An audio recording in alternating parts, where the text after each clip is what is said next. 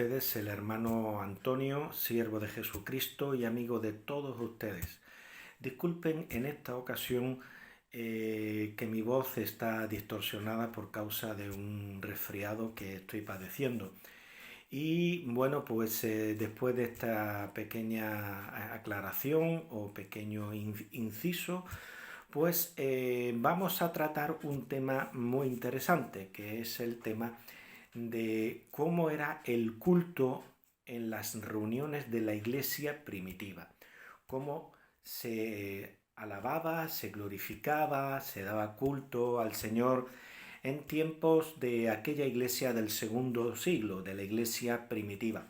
Bien, vamos a consultar una obra de aquel tiempo que es la apología primera de Justino Mártir. En esta apología, si vamos a la primera apología, en el capítulo 67 nos dice de la siguiente forma: mas nosotros, después de esta primera iniciación, recordamos constantemente entre nosotros estas cosas, y los que tenemos socorremos a los necesitados todos y nos asistimos siempre unos a otros.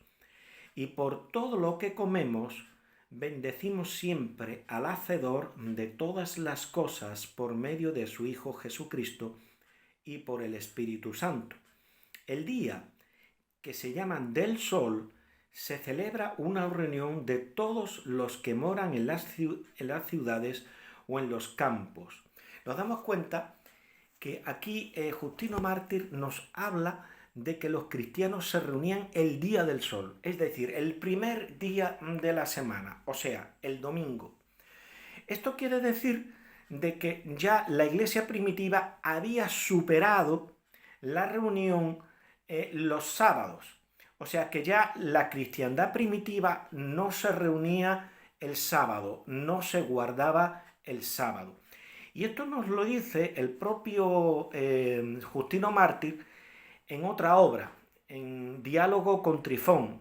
En el capítulo 10 nos dice así, de la siguiente forma: cuando ellos terminaron, tomé yo nuevamente la palabra y empecé a hablarles de esta manera.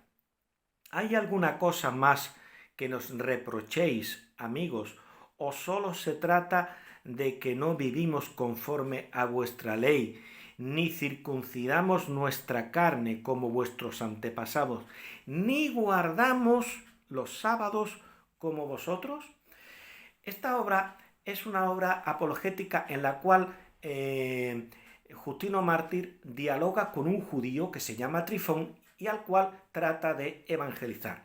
Y entonces le hace una pregunta en la cual dice: ¿hay alguna cosa más que nos reprochéis, amigos? ¿O solo se trata de que no vivimos conforme a vuestra ley, ni guardamos los sábados? Entonces, claramente, ya la iglesia primitiva no guardaba el sábado porque se consideraba que era una prescripción de la ley ceremonial, aunque esté insertada en los 10 mandamientos, pero es una prescripción de la ley ceremonial y por lo tanto una sombra de la realidad, porque el sábado estaba simbolizando el descanso, la paz que Dios nos da a través de Jesucristo. Entonces, como sombra que era, ya no tiene razón de ser guardado, observado por los cristianos. Lo que sí observamos es la parte moral del mismo, pero esto ya sería otro tema. Es decir, de una semana de trabajo apartamos un día para descansar. Esta es la parte moral del mandamiento que tiene un valor eterno, perenne. Es una verdad que tiene que ser observada por todos los cristianos, porque no podemos abusar de nuestro cuerpo y tenemos que darle un reposo. En ese sentido, el cuarto mandamiento sigue vigente.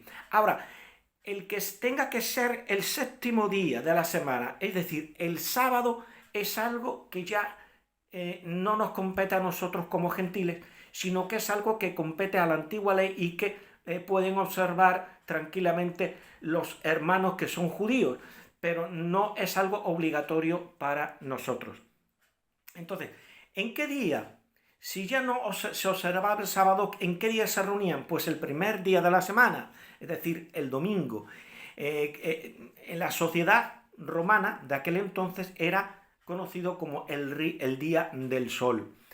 Entonces, nos dice Justino Mártir, dice, el día que se llama del sol se celebra una reunión de todos los que moran en las ciudades o en los campos, y allí se leen, en cuanto el tiempo lo permite, los recuerdos de los apóstoles, es decir, el Nuevo Testamento. Ellos leían el Nuevo Testamento, al cual él llama los recuerdos de los apóstoles. Dice, o los escritos de los profetas, es decir, el Antiguo Testamento. Entonces ellos tenían el Nuevo Testamento y tenían el Antiguo Testamento. Y en sus reuniones leían la Biblia, leían textos del Nuevo Testamento, al cual llama recuerdos de los apóstoles, y también los escritos de los profetas, es decir, textos del Antiguo Testamento. Sigue diciendo en el párrafo 4 Justino Mártir, dice, luego, cuando el lector termina, el presidente de palabra hace una exhortación e invitación a que imitemos estos bellos ejemplos. Bien, pues exponían la palabra de Dios. Y al exponer la palabra de Dios, pues estaban predicando exactamente igual que hacen los cristianos evangélicos en sus iglesias. Dice, luego cuando el lector termina, el presidente hace una exhortación e invitación a que imitemos estos bellos ejemplos. Seguidamente nos levantamos todos a una y elevamos nuestras preces, es decir, oraban. Vemos que se reunían a leer la palabra de Dios, oían una predicación de la misma, oraban también, dice, seguidamente nos levantamos todos a una y elevamos nuestras preces, y estas terminadas, como ya dijimos, se ofrece pan y vino, y agua. Nos damos cuenta que aquí se está hablando de la cena del Señor, es decir, de la Eucaristía. La palabra Eucaristía significa acción de gracias. Entonces, esta palabra está en el Nuevo Testamento. Si la buscamos en 1 Corintios, en el capítulo 11, pues la encontramos. Significa acción de gracias. No es una palabra católico-romana, como algunos hermanos creen, sino que es una palabra que la encontramos en el Nuevo Testamento. Viene del griego eucaristía, que significa acción de gracias. Y entonces aquí está hablando de la cena del Señor o Eucaristía. Dice, se ofrece pan y vino y agua. Posiblemente esto ya fue una costumbre de la época, porque en aquel entonces el vino se mezclaba siempre con agua, porque era bastante intenso, posiblemente incluso no solamente intenso en sabor, sino que además en alto contenido alcohólico. Entonces tenían la costumbre en aquella época de rebajarlo con agua, ¿verdad? Entonces, por eso es que posiblemente se está hablando de que usaban también agua. Dice, se ofrece pan y vino y agua. ¿Para qué? Para rebajarlo. También es posible que con ello estuvieran simbolizando el cuajo que salió del costado del Señor cuando aquel soldado romano hirió su costado, y dice que salió del costado agua y sangre. Entonces nos dice Justino Mártir, dice, y el presidente, según sus fuerzas, hace igualmente subir a Dios sus preces y acciones de gracias, y todo el pueblo exclama diciendo amén. Ahora viene la distribución y participación que se hace a cada uno de los alimentos consagrados por la acción de gracias. Entonces nos damos cuenta de que Justino Mártir no nos habla de una transubstanciación, ni muchísimo menos. Aquello sigue siendo pan y sigue siendo vino, así los llama, pan y vino, y también los llama alimentos, Recordemos, ahora no me acuerdo bien, podía haberlo apuntado, aquel canon del Concilio de Trento que anatematiza a aquellos que dicen que el pan y el vino de la Eucaristía son alimentos. O sea, según la Iglesia Católica Romana, en el Concilio de Trento condena llamar al pan y vino eucarísticos alimentos, anatematiza al que lo haga. Pues Justino Mártir entra dentro de este anatema, puesto que él mismo los llama alimentos, es decir, aquello no seguía siendo pan y vino, son simples alimentos que tienen una carga espiritual y simbólica muy importante para aquel que lo recibe, pero siguen siendo alimentos, pan y vino. Dice, ahora viene la distribución y participación que se hace a cada uno. De los alimentos consagrados, por la acción de gracias y su envío por medio de los diáconos a los ausentes, cosa que a veces también en algunas iglesias evangélicas tienen esta costumbre. Entonces nos damos cuenta de que era una iglesia que se reunía el primer día de la semana. Esto nos lo dice también Justino Mártir, no solamente en el diálogo con Trifón y no solamente en este capítulo 67, sino también en los capítulos 26 y 27 ustedes pueden leerlo. El mismo Ignacio de Antioquía, cuando le escribe a los magnesios en el capítulo 9 y párrafo 1, en la primera parte del párrafo, dice lo siguiente.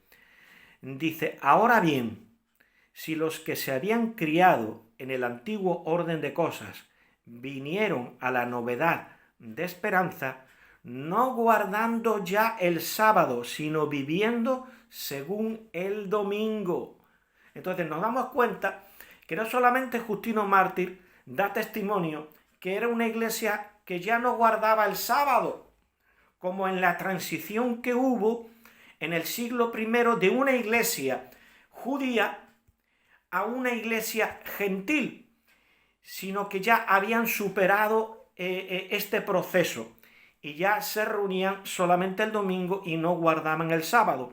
Y entonces no solamente Justino Mártir da testimonio de esta evolución, una evolución dada por la palabra de Dios, puesto que el sábado observado con todo el rigor de la ley mosaica es algo que no nos corresponde a nosotros los gentiles, sino que es algo que le corresponde a los cristianos judíos y al pueblo de Israel, aunque por más inconverso que sea, pero fue algo que Dios les dio a través de Moisés. Entonces es parte de la ley ceremonial, pero no de la ley moral. Es una sombra de la realidad que tenía que venir y que vino con Cristo, estableció un nuevo orden de cosas, estableció un nuevo pacto, y entonces el sábado, con sus prescripciones legales y ceremoniales, quedó abolido para nosotros los gentiles. Y de ello da testimonio Ignacio de Antioquía, y también vemos que da testimonio en San Justino Mártir.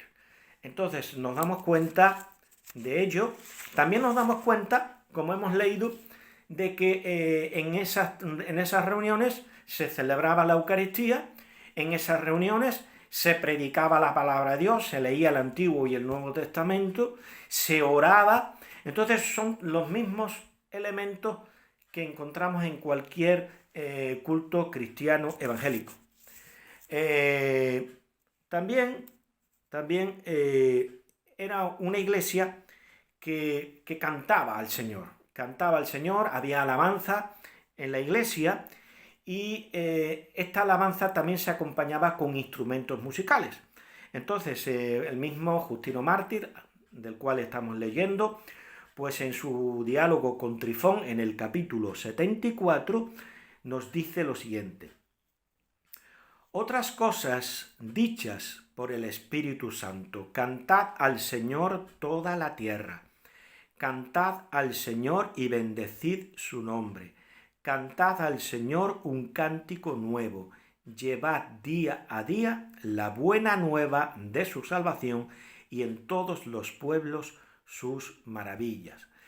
Y sigue diciendo Justino Mártir: lo que aquí manda el Espíritu Santo es que canten sin interrupción y celebren con instrumentos al Dios y Padre del universo, cuantos en toda la tierra han conocido este misterio salvador.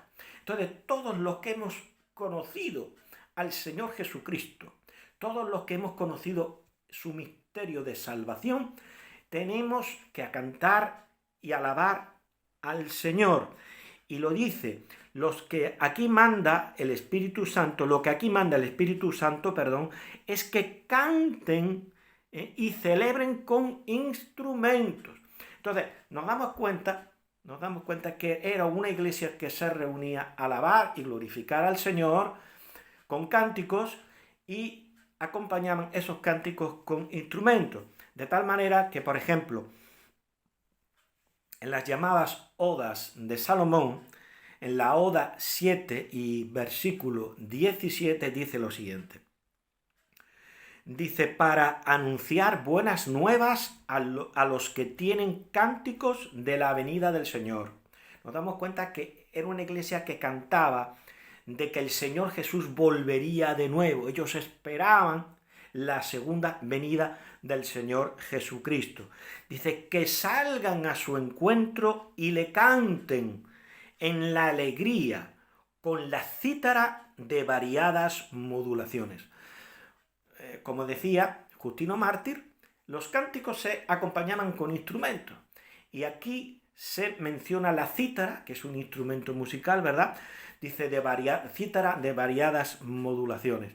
Entonces nos damos cuenta que era una iglesia que leía la palabra de Dios, Antiguo y Nuevo Testamento, oraba, celebraba la cena del Señor, se predicaba en la iglesia y además se cantaba. Se cantaba también no solamente a viva voz, a capela, sino que también se acompañaba dichos cánticos con instrumentos musicales. Gloria sea dada al Señor. Y bueno, era una iglesia también pentecostal, o sea, una iglesia que creía en los dones del Espíritu Santo, la vigencia, practicaba todos los dones del Espíritu Santo. No es una cosa que cuando se acabó de formar el Nuevo Testamento ya cesaron los dones, sino que continuaron, los dones continuaron. Era una iglesia en las cuales los dones del Espíritu y su práctica estaban presentes en las reuniones. Entonces el mismo Justino Mártir nos sigue diciendo, por ejemplo, en el capítulo 35, dice: no blasfeméis de Jesucristo, que por sus obras, por los milagros que aún ahora se están cumpliendo en su nombre. Nos está diciendo Justino Mártir de que en su época todavía se obraban milagros, todavía el don de milagros estaba vigente en medio de ellos. Y en el capítulo 39 dice: a diario hay quienes se hacen discípulos del nombre de Cristo y abandonan el camino del error. Y estos, iluminados por el nombre de este Cristo, reciben dones según lo que cada uno merece.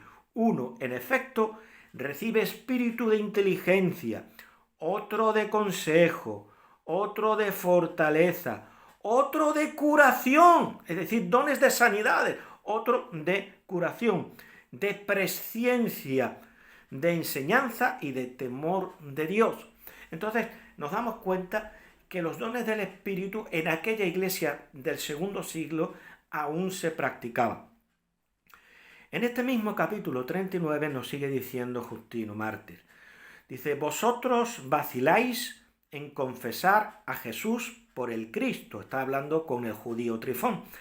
Como lo demuestran las Escrituras, los hechos evidentes y los prodigios que se dan en su nombre. Es decir, aquí nos damos cuenta de que Justino no solamente apela a las Escrituras, sino que está apelando a los prodigios, a los milagros, a las sanidades, a las curaciones, que en el nombre de Cristo se seguían dando en aquella iglesia del segundo siglo, de la iglesia primitiva. Y en el capítulo 76 nos dice, el Señor Jesús, que fue crucificado bajo Poncio Pilatos, conjurándolos tenemos bajo nuestro poder a todos los demonios y espíritus malos. Era una iglesia que hacía exorcismo. Era una iglesia que reprendía a los demonios, que reprendía a los espíritus malignos y, por lo tanto, era una iglesia que creía en los dones de liberación. Y en el capítulo 82 nos dice, porque entre nosotros se dan hasta el presente carismas proféticos, es decir, dones de profecía, dones proféticos. Entonces, nos damos cuenta que también se profetizaba en las iglesias. No es algo que ocupó la iglesia del primer siglo, la iglesia apostólica, sino que siguió después de la muerte de los apóstoles, todavía era una iglesia pentecostal, era una iglesia en la cual se practicaban los dones del Espíritu. Dice en el capítulo 88, y así entre nosotros pueden verse hombres y mujeres que poseen dones del Espíritu de Dios. Dones del Espíritu de Dios. Y en el capítulo 95 dice, Dios el Padre quiso que Cristo sufriera a fin de que por sus llagas venga la curación al género humano.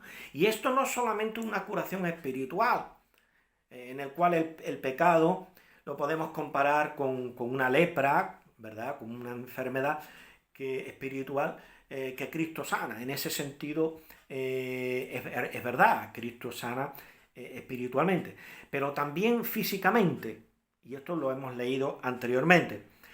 Y después, si vamos del diálogo con Trifón, pasamos a la segunda apología de Justino, en el capítulo 5 nos dice lo siguiente, muchos de los nuestros, es decir, cristianos, conjurándolos, está hablando de los demonios, por el nombre de Jesucristo, que fue crucificado bajo Poncio Pilatos, han curado y siguen aún ahora curando a muchos endemoniados, que no pudieron serlo por todos los otros exorcistas, encantadores y hechiceros, y así destruyen y arrojan a los demonios que poseen a los hombres.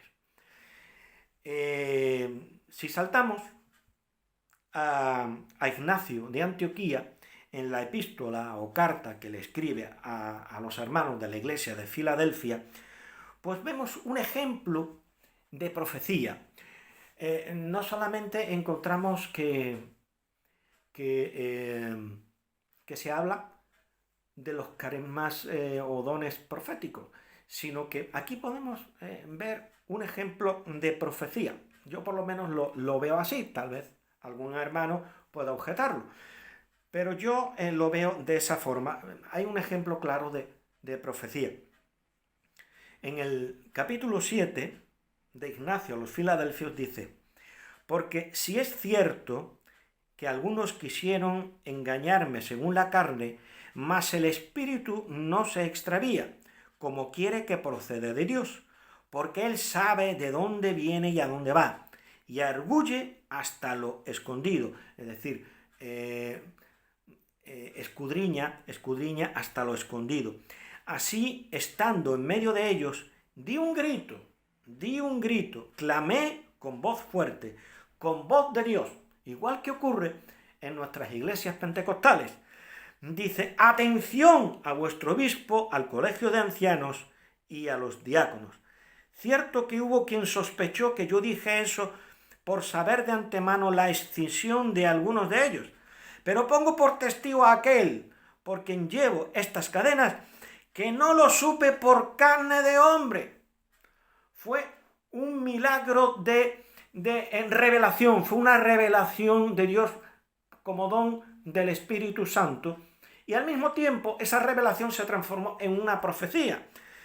Dice, cierto que hubo quien sospechó que yo dije eso por saber de antemano la escisión de algunos de ellos, pero pongo por testigo a aquel por quien llevo estas cadenas, que no lo supe por carne de hombre. Fue antes bien el Espíritu quien dio este pregón. ¿Qué pregón? Es decir, ¿qué profecía? Dice, guardad vuestra carne como templo de Dios, amad la unión, huid las escisiones, sed imitadores de Jesucristo, como también Él lo es de su Padre. Nos damos cuenta que el apóstol Pablo dice que el que profetiza, profetiza para exhortación, consolación y edificación. Entonces aquí Ignacio de Antioquía profetizó, y profetizó una profecía de exhortación. Gloria sea dada al Señor. Pues bien, si estudiamos la primera epístola de Clemente, que es una epístola atribuida a Clemente de Roma, pero sabemos que no la escribió él, pero posiblemente es de su época. La epístola de Clemente a las vírgenes, en el capítulo 11 y versículo 5 dice lo siguiente, versículo 10 dice lo siguiente. Sin embargo, si recibiste palabra de ciencia,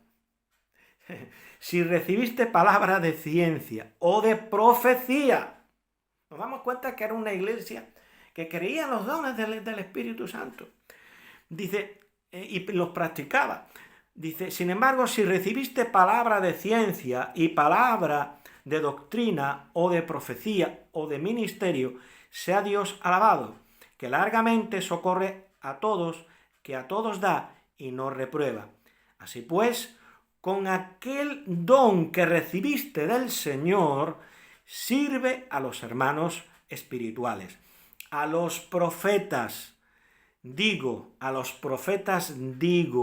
que reconozcan ser palabras de Dios las que tú hablas, y cuenta el don que recibiste en la reunión eclesiástica para edificación de tus hermanos en Cristo.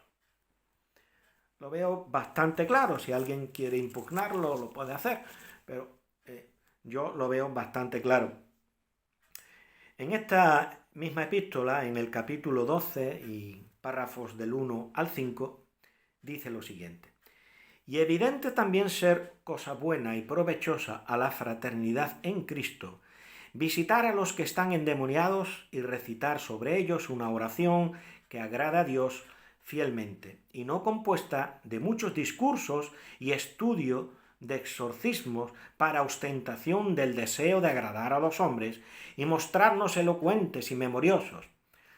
No, de esto nada, algo sencillo.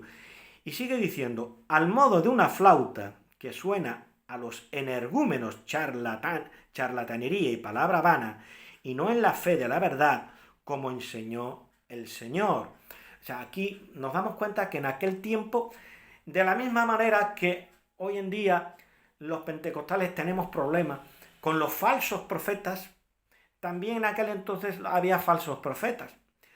Dice, al modo de una flauta que suena a los energúmenos charlatanerías y palabrería vana, y no en la fe de la verdad, como enseñó el Señor.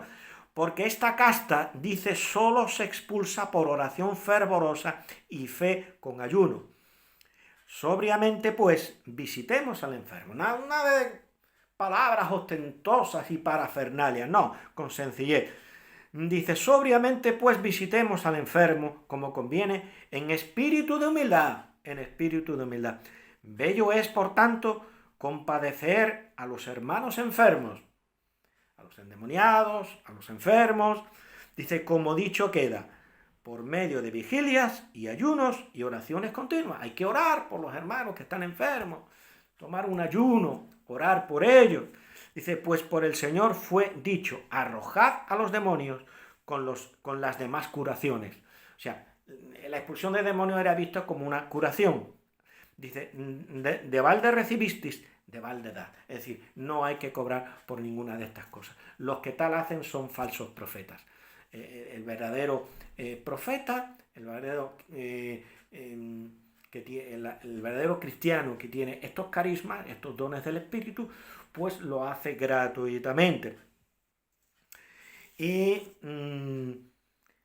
Clemente de Roma, en su primera epístola a los Corintios, en el capítulo 23 y párrafos del 1 al 3, dice lo siguiente: el que en todo es misericordioso y Padre benéfico, tiene entrañas de compasión para con todos los que le temen y benigna y amorosamente reparte sus gracias, es decir, sus dones, entre los que se acercan a él con mente sencilla. Por tanto, no dudemos ni vacile nuestra alma de sus dádivas sobrenaturales, y gloriosas. Lejos de nosotros aquel lugar de la Escritura que dice, desgraciados los dobles, los que dudan en su alma. Entonces nos damos cuenta que era una iglesia en la cual todavía se practicaban los dones del Espíritu. Y era una iglesia, por lo tanto, en la cual había dones de profecía, dones de curaciones, dones de sanidades, había exorcismos para liberar a aquellos que estaban endemoniados, etc. Y había, por supuesto, claro que sí, profecía, había profecía. Si vamos al Pastor de Hermas, si leemos en el Pastor de Hermas, en el párrafo 7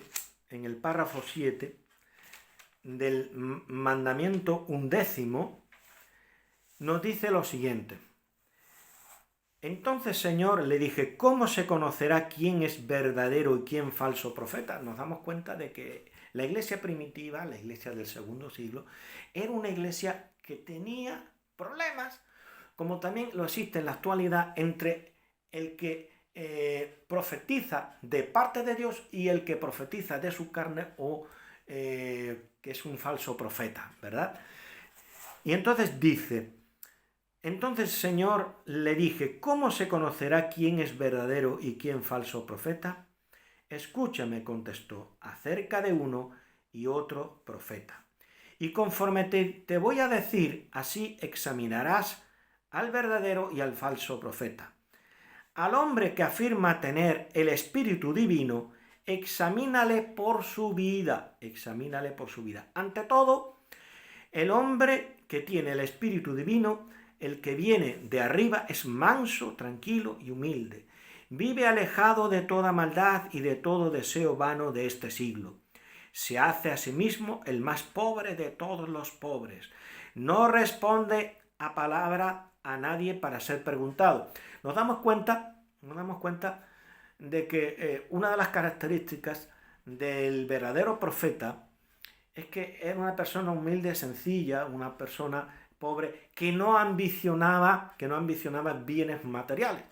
Aquí nos damos cuenta de que había otros que estaban predicando ya en aquel entonces el evangelio de la prosperidad, pero no, de eso nada. La iglesia primitiva condenaba todo aquel que llevaba esta teología. O sea, el diablo no inventa nada nuevo, sino que va presentando empaquetado de otra manera los mismos errores y las mismas artimañas y las mismas mentiras con las cuales pretende destruir la iglesia de Cristo. Dice, vive alejado de toda maldad y de todo deseo vano de este siglo. Se hace a sí mismo el más pobre de todos los hombres. No responde palabra a nadie por ser preguntado. No habla a sombra de tejado, ni cuando el hombre quiere habla el Espíritu Santo, sino entonces habla cuando quiere Dios que hable. Ahora bien, cuando un hombre poseído del Espíritu divino, es decir, está lleno del Espíritu Santo, está lleno del Espíritu de Dios, llega a una reunión de hombres justos que tienen fe en el Espíritu divino, y en aquella reunión de hombres justos se hace una súplica a Dios, entonces el ángel, es decir, el mensajero del Espíritu profético que está junto a él, llena a aquel hombre, hinche a aquel hombre, y así, henchido del Espíritu Santo, habla el hombre a la muchedumbre conforme lo que quiere el Señor. Aquí está hablando del don profético. Nos damos cuenta que la iglesia primitiva conservaba aún todos los dones del Espíritu. Dice, de este modo, pues, se pondrá de manifiesto el Espíritu de la divinidad, y ahí has de ver cuán grande sea la virtud del Señor en orden al Espíritu de la divinidad. Y podemos dejarlo ahí. El autor del pastor Hermas, que era hermano de uno de los obispos de la iglesia de Roma, no es el Hermas del que nos habla Pablo, sino es otro Hermas, pues sigue disertando acerca del tema. Pero lo vamos a dejar ahí por no ser muy cansado. Bien, esta era la forma del culto en la iglesia primitiva. Recordemos que era una iglesia que oraba en sus reuniones, leían el Antiguo Testamento y el Nuevo Testamento, predicaban, celebraban la Cena del Señor, también se practicaban los dones del Espíritu y oraban. Era una iglesia que oraba, pero oraban a la bienaventurada Virgen, oraban a los santos, oraban a los ángeles. ¿A quién oraban? Bueno, pues rendían culto solo a Dios, oraban solamente a Dios. Teófilo de Antioquía, en su segundo libro Autólico, en el capítulo 36, nos dice lo siguiente: mas aquel Dios que tiene la vida y la luz inmortal y perenne, a los hombres placer más que la dulce miel derrama. A él solo debe inclinarse la frente. A él solo debe inclinarse la frente. Yo recuerdo en los manuales de teología católico-romana que decía que el culto de Dulía se expresaba inclinando la frente. Pues esto no lo compartían los cristianos primitivos, que decían que a él solo debe inclinarse la frente. Es decir, los cristianos primitivos solamente daban un culto a Dios. Nos sigue diciendo en el primer libro autólico, en el capítulo 35, Teófilo de Antioquía, lo siguiente: hay que servir al solo Dios verdadero y hacedor del universo, en santidad de corazón y sincera intención. A él solo. También en el capítulo 11 nos dice lo siguiente: por ello, más bien honraría yo al emperador, si bien no adorándole, sino rogando por él. Adorar, solo adoro al Dios real y verdaderamente Dios, pues sé que el emperador ha sido creado por él. Aquí nos damos cuenta de que el culto era dado solamente a Dios. También nos dice: a nadie es lícito adorar sino solo a Dios. Y nos damos cuenta también que el propio Justino Mártir nos habla de lo mismo, nos habla de cómo la iglesia que él conoció pues solamente rendía culto a Dios. Nos dice en el capítulo 13 de su primera apología: ahora bien, que no somos ateos, quien que esté en su sano juicio no lo confesará. Cuando nosotros damos culto al Hacedor, damos culto al Hacedor de este universo, que decimos, según se nos ha enseñado, no tener necesidad ni de sangres, ni de libaciones, ni de inciensos, a quien alabamos conforme a nuestras fuerzas, con palabras de oración y acción de gracias por cuantas ofrendas hacemos. Entonces nos damos cuenta de que él no menciona que había que dar culto a otro ser que no fuera el mismo Dios. Entonces, en el capítulo 16 de la primera apología de Justino, nos dice lo siguiente: y sobre que a solo Dios hay que adorar, nos lo persuadió diciendo así: el más grande mandamiento es este: al Señor Dios tuyo adorarás y a Él solo servirás de todo tu corazón y de toda tu fuerza, al Señor Dios que te ha creado. Entonces nos damos cuenta de que era una iglesia que únicamente daba culto a Dios. Arístides, en su apología, en el capítulo 14 y párrafos 2 al 4, nos dice lo siguiente: los judíos pues dicen que uno solo es Dios, creador de todo y omnipotente, porque no conviene adorar ninguna otra cosa sino a este Dios solo, porque no conviene adorar ninguna otra cosa sino a este Dios solo. Mas también estos se han desviado de la ciencia exacta y en su mente piensan venerar a Dios, pero en su conducta, su culto se dirige a los ángeles y no a Dios. Entonces aquí Arístides les reprocha que había judíos que rendían culto a los ángeles y no solamente a Dios. Dice, porque observan los sábados y los nubilunios y los ácimos y el gran día y el ayuno y la circuncisión y la limpieza de los alimentos, cosas que ni siquiera observan tan perfectamente. Entonces, Arístides se alinea en dar culto solamente al Señor. Bien, y esto no solamente la iglesia primitiva en sus escritos da testimonio de ello, sino los propios paganos. De tal manera que hubo un pagano que intentó refutar a los cristianos y escribió una refutación del cristianismo que se llamaba Doctrina Verdadera. Era Celso. Celso era un pagano enemigo del cristianismo y vamos a leer cómo él describía a los cristianos. Dice lo siguiente: los cristianos no soportan la vista de templos ni de altares y estatuas. Nos damos cuenta cómo la iglesia primitiva no tenía templos. Los cristianos no soportan la vista de templos ni de altares y estatuas, en lo que coinciden con los escitas, con los nómadas de la Libia y con los seres, gente sin Dios, y con otras naciones ajenas a toda religión y a toda ley.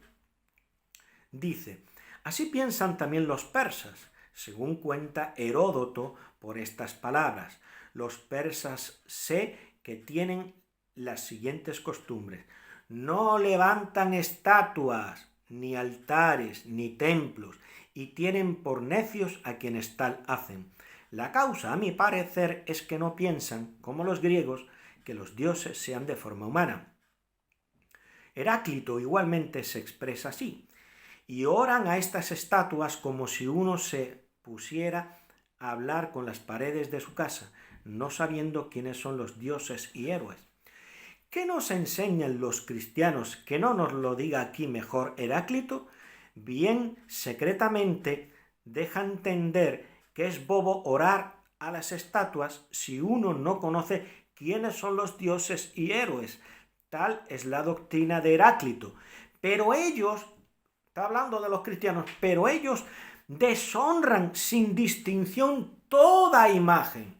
Ellos deshonran sin distinción toda imagen. Si la razón que dan es que la piedra o la madera o el bronce o el oro que fulano o zutano han trabajado no es Dios, valiente sabiduría. Porque ¿quién sino un tonto de remate puede creer que ese sea Dios y no ofrendas e imágenes de los dioses? Entonces nos damos cuenta de que Celso da testimonio de que era una iglesia que no tenía imágenes, porque dice, ellos deshonran sin distinción toda imagen. Entonces era una iglesia que en su culto no se apoyaba en representaciones materiales, pinturas, imágenes, etc. Otra cosa son las pinturas que había en algunas catacumbas para decorarlas, como también puede haber en alguna iglesia alguna decoración, por ejemplo, se puede pintar al buen pastor con una oveja en los hombros, se puede pintar un racimo de uvas con un pan y una copa, hablándonos de la Santa Cena, ¿verdad? Pero a todo eso no se da culto, tiene un valor ornamental y decorativo, eso lo podían practicar perfectamente los cristianos de la época. Entonces era una iglesia que no usaba de imágenes. Los propios paganos daban testimonio de ello. Entonces las oraciones y el culto se dirigía únicamente a Dios. Si vamos a otra obra de la iglesia primitiva, como es por ejemplo el martirio de Policarpo, en el capítulo 14 nos dice lo siguiente: así pues no le clavaron, sino que se contentaron con atarle. Está hablando del obispo Policarpo, que era obispo de Esmirna y que fue discípulo del apóstol Juan. Entonces nos dice lo siguiente: así pues no le clavaron, sino que se contentaron con atarle. Él entonces, con las manos atrás y atado como un carnero egregio, escogido de entre un gran rebaño preparado para el holocausto acepto a Dios, levantado sus ojos al cielo, dijo: ¿a quién oró? ¿A María? ¿A quién oró? ¿A un santo? ¿A un ángel? Levantando sus ojos al cielo, dijo: Señor Dios omnipotente, Padre de tu amado y bendecido siervo Jesucristo, por quien hemos recibido el conocimiento de ti, Dios de los ángeles y de las potestades, de toda la creación y de toda la casta de los justos que viven en presencia suya. Yo te bendigo, porque tú tuviste por digno de esta hora, porque me tuviste por digno de esta hora, a fin de tomar parte, contado entre los mártires, en el cáliz de Cristo, para resurrección de eterna vida, en alma y cuerpo, en la incorrupción del Espíritu Santo. Sea yo con ellos recibido hoy en tu presencia, en sacrificio pingüe y aceptable, conforme de antemano me lo preparaste y me lo revelaste, y ahora lo has cumplido, tú, el infalible y verdadero Dios. Por lo tanto, yo te alabo por todas las cosas. Nos damos cuenta cómo él alababa y oraba únicamente a Dios. Por tanto, yo te alabo por todas las cosas, te bendigo y te glorifico, por medio del eterno y celeste sumo sacerdote Jesucristo, tu siervo amado. Es decir, el único mediador que es invocado es Jesucristo. Dice: por el cual sea gloria a ti con el Espíritu Santo, ahora y en los siglos por venir. Amén. Solo a Dios gloria. Al Padre, al Hijo y al Espíritu Santo, la Santísima Trinidad. Entonces nos damos cuenta de que la oración se dirigía solamente al Dios Trino.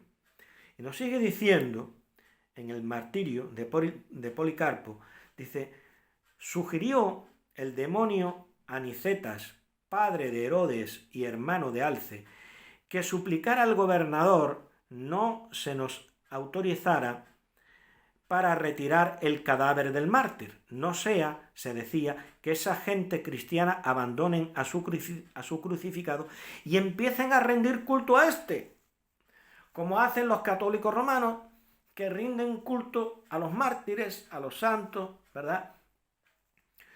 Y entonces, una vez que Policarpo fue quemado vivo, como hacía la Inquisición con los cristianos, los verdaderos cristianos, que los quemaba vivos, atados a un poste, pues los paganos, ellos siguen lo que hacían los paganos.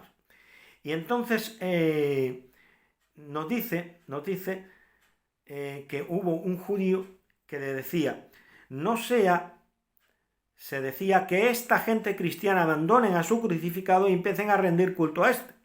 Los judíos eran los que sugerían tales cosas y hacían fuerza en el caso. Ellos que montaron guardia cuando nosotros íbamos a recoger el cuerpo de la pira misma, mas ignoraban unos y otros que nosotros ni podremos jamás abandonar a Cristo, que murió por la salvación del mundo entero, de los que se salvan, Él, inocente, por nosotros pecadores. Ni hemos de rendir culto a otro, ni hemos de rendir culto a otro ninguno fuera de Él. Era una iglesia evangélica. Fuera de Él, porque Cristo le adoramos como a Hijo de Dios que es, mas a los mártires les tributamos con toda justicia el homenaje de nuestro afecto como a discípulos e imitadores del Señor. Lo mismo que hacemos los cristianos evangélicos. Eso no es dar culto a un mártir. Eso es recordar los hechos que han hecho portentosos, ponerlos como ejemplo. Y los amamos como hermanos en Cristo. Es un amor filial, pero no hay culto. No hay culto, hay amor, pero no hay culto. Es la actitud que tienen los cristianos evangélicos respecto a los personajes bíblicos, los cuales amamos, leemos la Biblia y amamos a nuestros hermanos en la fe. Amamos a Pablo, amamos a Timoteo, amamos a Pedro, a Juan, a todos aquellos de los cuales nos habla la palabra de Dios. Les tributamos en nuestro sentido de afecto. Pero ahí queda la cosa. Eso no es culto. Dice, porque a Cristo le adoramos como Hijo de Dios que es, más a los mártires les tributamos con toda justicia el homenaje de nuestro afecto como a discípulos e imitadores del Señor por el amor insuperable que mostraron a su Rey y Maestro. Amén, gloria a Dios. Era una iglesia que solamente daba culto a Dios. No había, y que culto de latría, de perulía, de dulía, no. ¿Qué va, nada de esto.